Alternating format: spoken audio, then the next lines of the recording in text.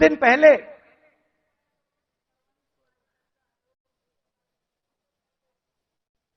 एक बीजेपी का एमपी मुझे लोकसभा में मिला।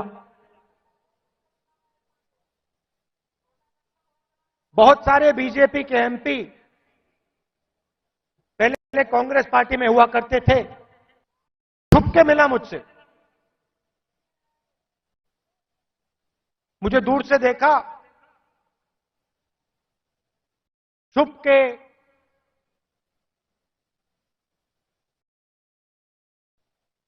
डर से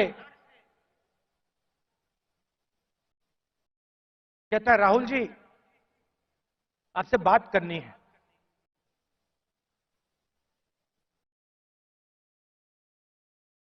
मैंने कहा भाई क्या बात करनी है, तुम तो बीजेपी में हो।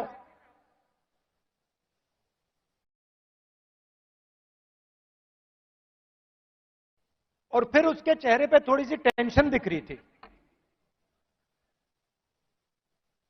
तो मैंने पूछा सब कुछ ठीक है क्या? मैंने सोचा शायद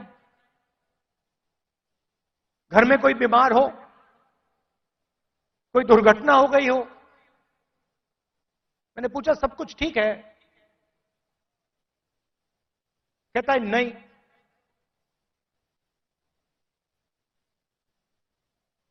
क्या हुआ?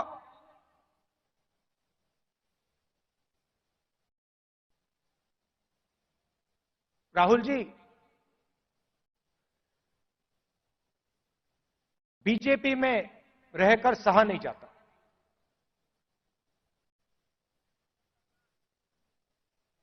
मैं हूं बीजेपी में,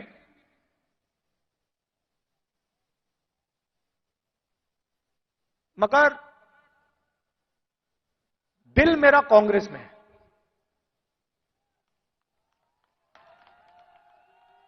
तो मैंने कहा भाई दिल तेरा कांग्रेस में, शरीर आपका बीजेपी में।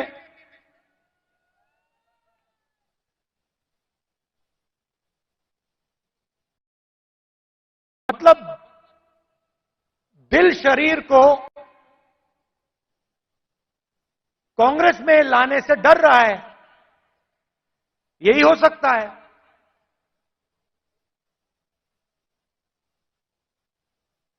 मैंने कहा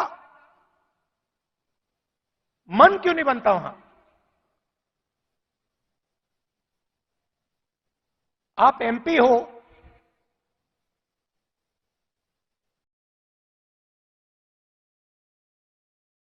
आप मुझे हिंट दे रहे हो, मन क्यों नहीं बनता?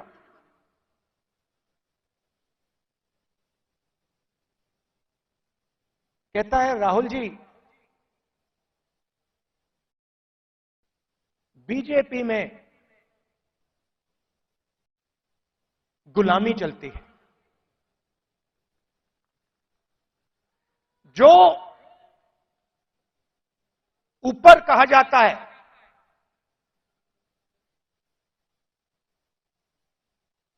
वो बिना सोचे समझे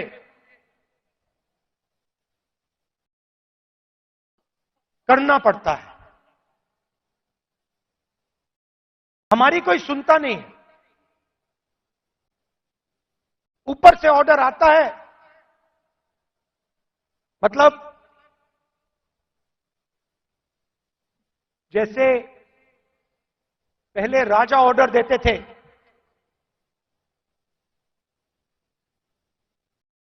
ऊपर से ऑर्डर आता है और उसका पालन करना पड़ता है। अच्छा लगे ना लगे, चॉइस नहीं होती। आपको याद होगा हमारे जो पीसीसी प्रेसिडेंट हैं पटोले जी, ये हैं, इन्होंने प्रधानमंत्री से एक सवाल पूछ लिया था। एक सवाल पूछा था किसानों के बारे में। क्या सवाल था?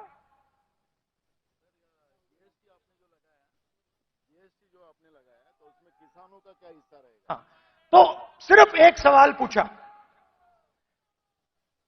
सवाल था जीएसटी जो आपने लगाया उसमें किसानों का क्या हिस्सा होगा। मोदी जी को सवाल अच्छा नहीं लगा, पटोले जी आउट हो गए। तो उनकी विचारधारा राजाओं की विचारधारा है,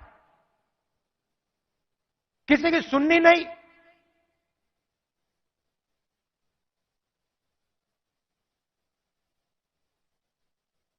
ऑर्डर ऊपर से आएगा,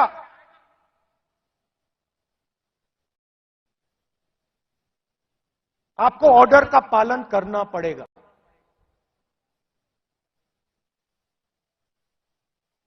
कांग्रेस पार्टी में आवाज नीचे से आती है। हमारा छोटा सा छोटा कार्यकर्ता हमारे किसी भी नेता को टोक सकता है। सही है ना? हमारे कार्यकर्ता मेरे सामने आते हैं और मुझे कहते हैं, राहुल जी ये जो आपने किया मुझे अच्छा नहीं लगा। और फिर मैं उनको समझाता हूं कि देखिए मैंने ये इस कारण किया, और मैं उनकी सुनता हूं। उनकी जो आवाज है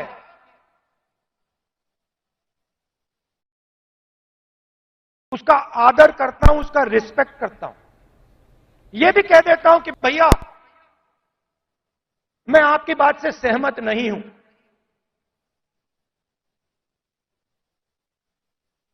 मगर उसकी आवाज सुनता हूं।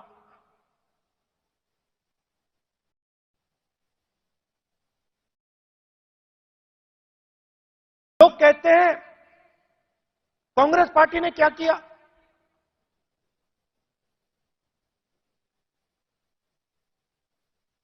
आजादी से पहले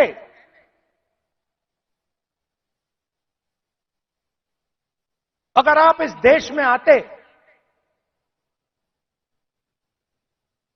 500-600 राजा थे, अंग्रेज थे, राजाओं का गन सलूट होता था।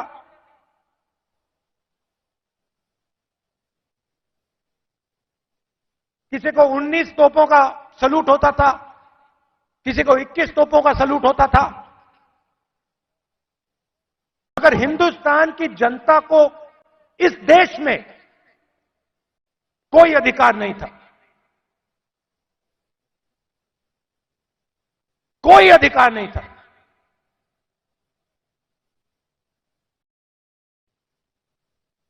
गरीब व्यक्ति की जमीन अगर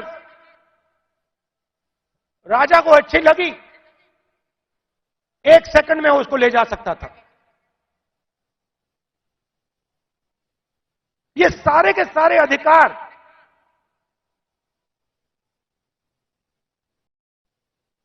जिनकी रक्षा कॉन्स्टिट्यूशन करता है,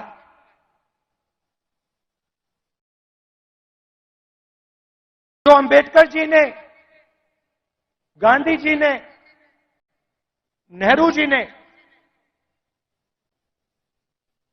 खून पसीना देके बनाया, ये कांग्रेस पार्टी ने दिया है। और आरएसएस के लोग, बीजेपी के लोग इसके खिलाफ थे। आज झंडे के सामने खड़े हो जाते हैं, सलूट मारते हैं। सालों के लिए इन्होंने तिरंगे को सलूट नहीं मारा था। तो सारे के सारे अधिकार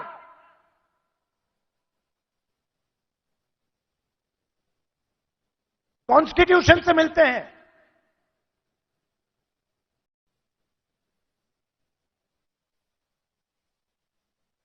और राजा जो भी करना चाहता था करता था। उसके लिए कोई कानून नहीं थे। यह काम कांग्रेस पार्टी ने किया और यह हिंदुस्तान के इतिहास में, हजारों साल के इतिहास में पहली बार किया गया है।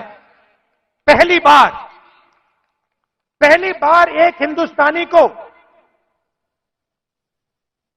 एक वोट दिया गया, चाहे वो दलित हो, आदिवासी हो, महिला हो, जनरल कास्ट का हो, तमिल हो, बंगाली हो, उत्तर प्रदेश का हो। हिंदुस्तान के हर नागरिक को कॉन्स्टिट्यूशन एक वोट देता है।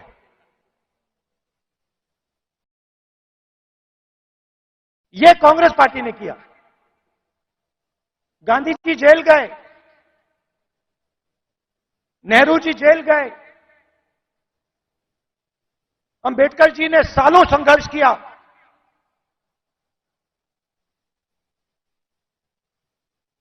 यह कांग्रेस पार्टी ने, अंबेडकर जी ने, सबने मिलकर दिया है। हमारी विचारधारा कहती है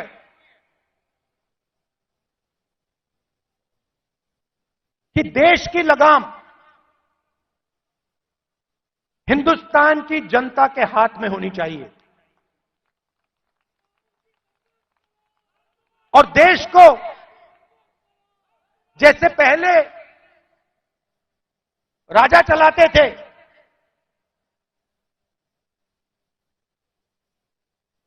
वैसे नहीं चलाया जाना चाहिए। हम जनशक्ति की बात करते हैं, लोक शक्ति की बात करते हैं। आप हमारे सारे के सारे कानून देखिए।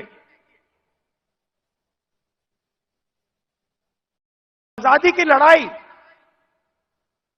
देश की जनता ने लड़ी थी, राजा महाराजाओं ने नहीं लड़ी थी। उनकी पार्टनरशिप थी अंग्रेजों के साथ। लोग भूल जाते हैं। लोग सोचते हैं कि आजादी की लड़ाई सिर्फ अंग्रेजों के खिलाफ थी। नहीं, अंग्रेजों की लड़ाई अंग्रेजों के खिलाफ थी और राजा महाराजाओं के भी खिलाफ थी। यह सच्चाई है। पार्टनरशिप थी। राजाओं महाराजाओं की, अंग्रेजों की पार्टनरशिप थी। उसके खिलाफ कांग्रेस पार्टी लड़ी थी। किसके लिए लड़ी थी? गरीब जनता के लिए लड़ी थी। अगर आप यहां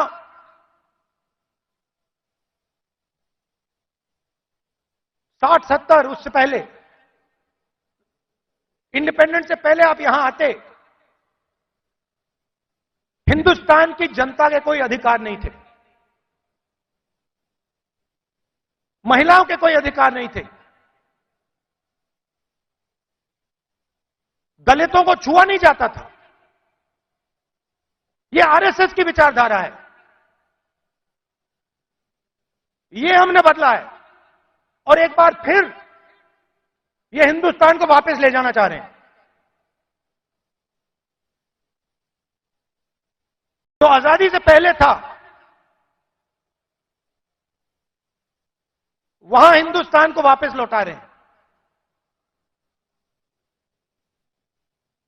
कॉन्स्टिट्यूशन से, आपके वोट से अलग अलग संस्थाएं बनती हैं। ये आपकी संस्थाएं हैं, चाहे सुप्रीम कोर्ट हो, इलेक्शन कमीशन हो,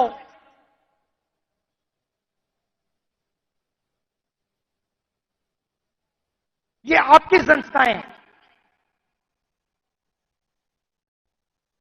सारे के सारे इंस्टीट्यूशंस पर ये कब्जा कर रहे हैं।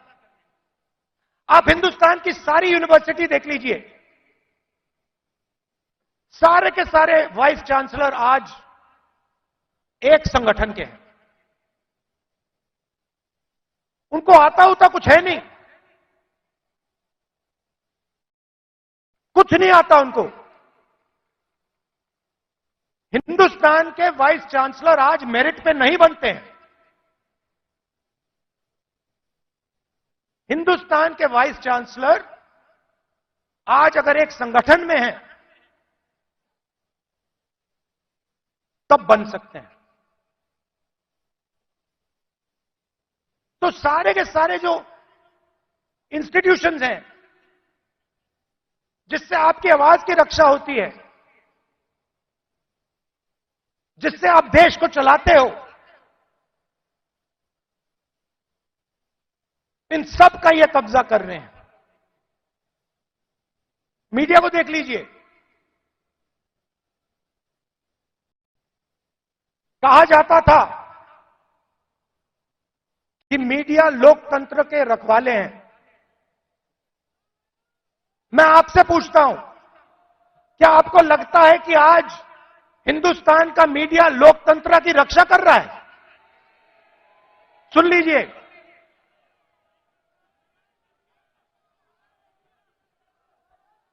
आप इनसे पूछिए, ये आपको बताएंगे कि हमारे दिल में जो है हम नहीं बोल सकते। इनके दिल में क्या है? इनके दिल में वो है जो हिंदुस्तान की जनता के दिल में है, वो नहीं बोल सकते।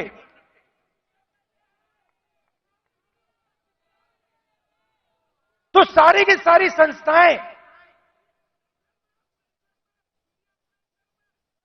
का कब्जा कर दिया मीडिया प्रेशर में।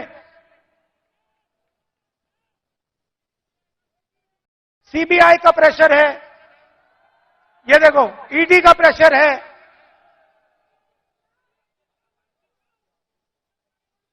तो लड़ाई इस बात की है, हम देश की जनता को देश की शक्ति देना चाहते हैं। देश की जनता को देश की शक्ति हम पकड़ाना चाहते हैं। लोग कहते हैं कि कांग्रेस पार्टी ने सफेद क्रांति की। हमने सफेद क्रांति में मदद की, मगर सफेद क्रांति को आनंद के महिलाओं ने शुरू की। सफेद क्रांति हिंदुस्तान की नारी शक्ति ने की। हरी क्रांति देश के किसानों ने की। किसानों की शक्ति ने हरी क्रांति की। आईटी रेवोल्यूशन देश के युवाओं ने किया। कांग्रेस पार्टी ने मदद की, कांग्रेस पार्टी ने विजन दिया, मगर आईटी रेवोल्यूशन हमारे युवाओं ने किया।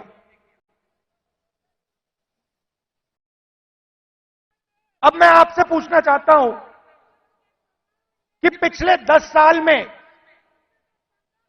नरेंद्र मोदी जी ने कितने लोगों को रोजगार दिया है?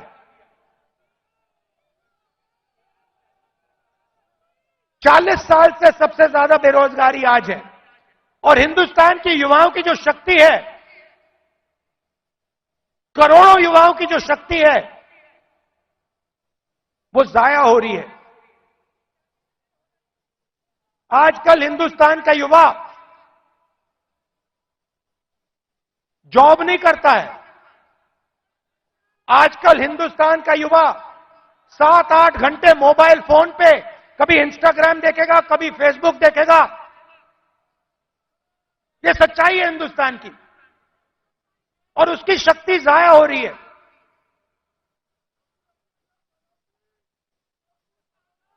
एक तरफ किसानों पर आक्रमण, युवाओं पर आक्रमण, और दूसरी तरफ हिंदुस्तान के 2-3 अरबपतियों को देश का पूरा धन दिया जा रहा है। यह सच्चाई है। भाइयों और बहनों सुनिए, कुछ दिन पहले मेरे पास कुछ युवा आए, मुझे कहते हैं राहुल जी, अग्निवीर योजना से पहले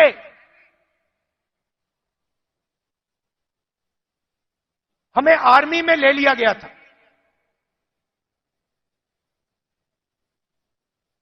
1,50,000 युवाओं को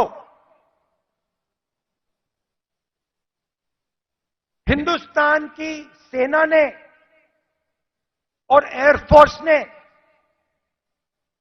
एक्सेप्ट कर लिया था। उन्होंने फिजिकल टेस्ट पास कर दिया और एक्सेप्टेंस उनको मिल गई। 1,50,000 युवा।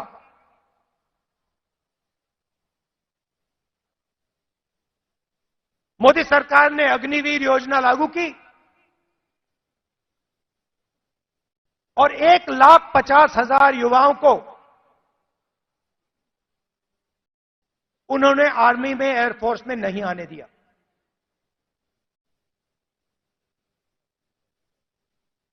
देश प्रेम की भावना थी। रो रहे थे, मेरे सामने रो रहे थे।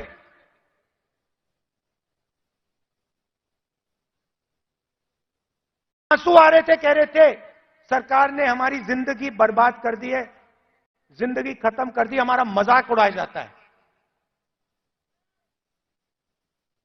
गांव में हमें झूठे सैनिक कहा जाता है। इतनी भी इज्जत नहीं रखी। उनको अग्निवीर योजना में भी नहीं आने दिया।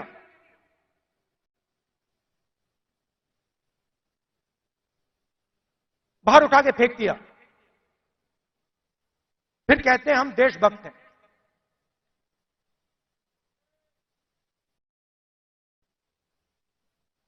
इससे देश का फायदा नहीं होने वाला।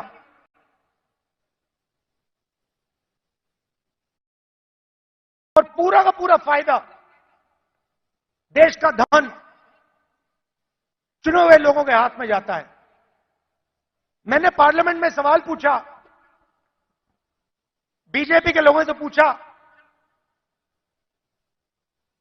हिंदुस्तान को 90 लोग चलाते हैं, देश के अफसर हैं, पूरे बजट को बांटते हैं।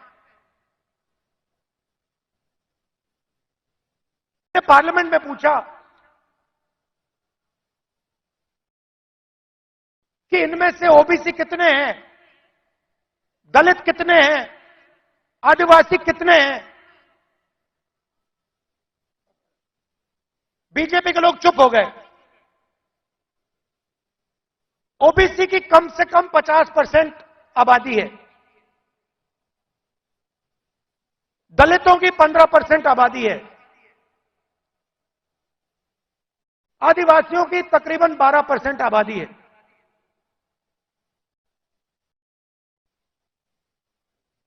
90 अफसर में से 3 ओबीसी हैं।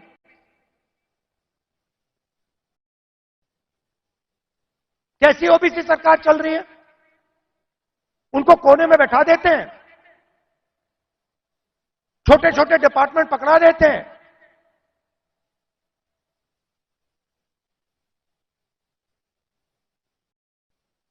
हिंदुस्तान की सबसे बड़ी कंपनी, 100-200 सबसे बड़ी कंपनी की लिस्ट निकालो, मुझे दिखा दो इनमें कौन सा ओबीसी है, कौन सा दलित है, कौन सा आदिवासी है। स्टेट की ब्यूरोक्रेसी में दिखा दो।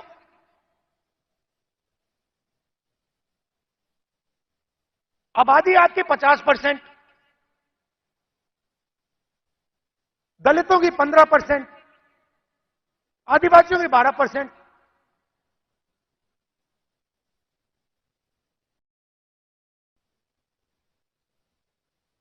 और भागीदारी आपकी कहीं भी नहीं।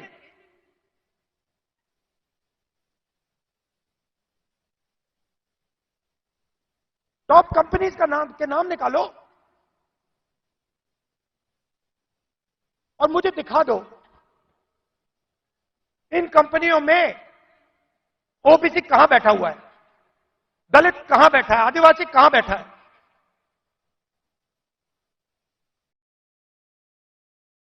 और ये सिर्फ मैं आईएएस की बात नहीं कर रहा हूं, हर फील्ड में यह हालत है।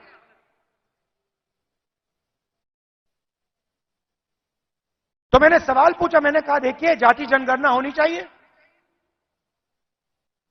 देश को पता लगना चाहिए कि इस देश में ओबीसी कितने हैं। उसके बाद नरेंद्र मोदी जी के भाषण बदल जाते हैं। पहले अपने आप को ओबीसी कहते थे, मेरे भाषण के बाद कहते हैं हिंदुस्तान में तो सिर्फ एक जात है, वो भी गरीब। अगर हिंदुस्तान में सिर्फ एक जात तो आप ओबीसी कैसे बन गए?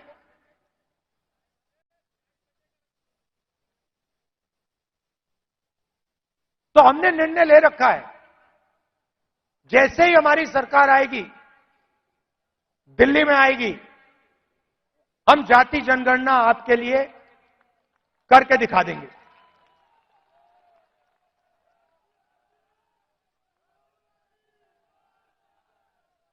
और देखिए, जो मैंने शुरुआत में कहा, यह विचारधारा की लड़ाई है। करोड़ों लोगों को बीजेपी की सरकार ने गरीबी में फिर से धकेल दिया है। जो काम हमने भोजन के अधिकार से, मनरेगा की मदद से किया, वो सब खत्म कर दिया इन लोगों ने। और हमें दो हिंदुस्तान नहीं चाहिए। एक हिंदुस्तान अरबपतियों का, मीडिया वालों का, सेलफोन वालों का, सपने का, उसमें कोई सच्चाई नहीं है।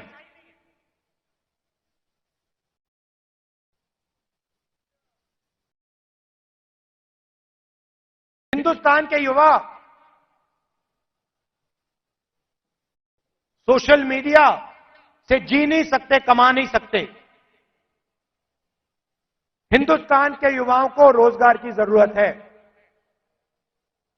यह काम नरेंद्र मोदी जी और एनडीए की सरकार नहीं कर सकती। यह काम सिर्फ इंडिया अलायंस कर सकता है, क्योंकि इस काम को करने के लिए हिंदुस्तान की जनता की आवाज को सुनना होगा, नफरत मिटानी होगी और इस देश को एक कर जोड़कर आगे जाना पड़ेगा। कन्याकुमारी से कश्मीर हम चले, 4000 किलोमीटर चले, नफरत के बाजार में मोहब्बत की दुकान हमने खोली। आप कांग्रेस पार्टी की विचारधारा समझना चाहते हो, इस लाइन से आप समझ जाओगे। सिर्फ एक लाइन की जरूरत है। अगर आपके दिल में हिंदुस्तान के लोगों के लिए मोहब्बत है, अगर आप नफरत के बाजार में मोहब्बत की दुकान खोलना चाहते हो, तो आप कांग्रेसी हो।